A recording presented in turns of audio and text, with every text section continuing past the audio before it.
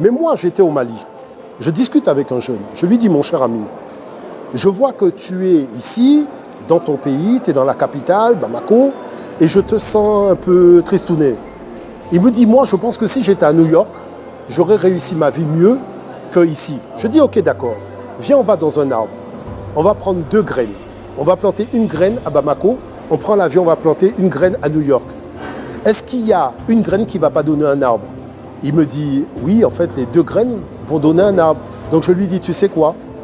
Regarde ta nature. Et ta nature t'enseigne ce que c'est que la vie. La graine, elle commence par faire des racines. Et une fois qu'elle a fait des racines puissantes, elle sort du sol. Et elle s'élève.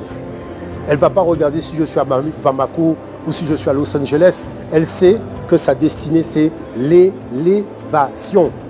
Ensuite, porter des fruits pour servir aux intérêts des jeunes générations. Fais simplement comme l'arbre. Et tu verras la puissance que tu vas acquérir parce que le sol de Bamako va te permettre de pouvoir à ton élévation. Vous voyez, c'est ça l'enjeu. C'est d'expliquer que la nature s'est développée partout. Elle a relevé les challenges partout. Et nous avons toujours... Alors, professeur, une façon de dire qu'aujourd'hui, les intellectuels comme vous, les politiques, ont vraiment une très grande mission, redonner notre image de l'Afrique. Alors, je vous dirais, il y a 2 choses. La mission, elle est importante, parce que ce n'est pas simplement l'Afrique. Je vais vous expliquer le problème de fond. Moi, qui suis dans la Caraïbe, je tiens quand même à vous rappeler qu'il n'y a aucun noir en sécurité à la surface de cette planète. Pourquoi? Parce que l'Afrique n'est pas un continent puissant. Lorsqu'un Anglais, on y touche en Argentine, le gouvernement anglais demande pourquoi vous avez touché à cet Anglais. Qu'est-ce qui s'est passé? Lorsqu'on touche à un Américain au fin fond de Bombay, ils descendent voir le maire de Bombay. Qu'est-ce qui s'est passé? Quand on touche à un Africain, il n'y a personne.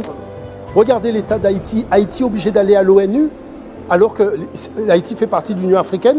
Pourquoi l'Union africaine n'envoie pas des moyens militaires qu'il faut pour rétablir l'ordre en Haïti? Vous voyez la chose? Et comment vous expliquez cela, professeur? Parce qu'il y a un déficit de ce que c'est qu'être africain. Vous comprenez l'affaire? Et c'est quoi le problème? La volonté de puissance. Vous comprenez l'affaire?